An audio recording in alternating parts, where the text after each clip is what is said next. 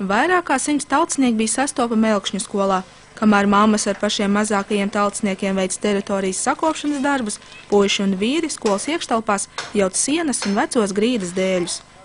Es šodien sagrābu lapas un arī kasīju no sienām krāsu. Es jaucu kamīnu, kurš bija apmēram 50 gadus vecs, un tagad es aizvedu apmēram 5 kravas tačkas ar skaidām no grīdas palikušiem kokiem. Biedrībai Dzīves skola un Ikšķiles brīvajai skolai Ikšķiles novada pašvaldība nodevusi lietošanā telpas uz 10 gadiem, un Lielās talkas diena ir iespēja uzsākt skolas sakopšanas darbus.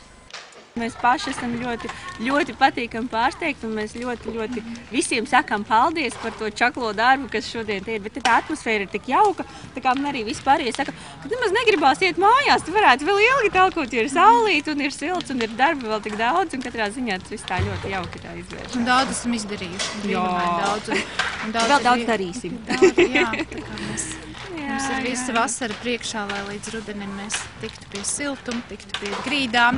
Kā visi, kas dzird un redz, un visiem, kuriem šī ideja patīk, pievienojieties, atbalstiet, nākt mums palīgā. Lielās talkas mērķis ir padarīt valsti par tīrāko un sakoptāko pasaulē. Tādējādi mudinot iedzīvotājus pašiem labiekārtot un rūpēties par vidi sev apkārt arī ikdienā. Laura Liepiņa, Zanda Treško, Ogres televīzija.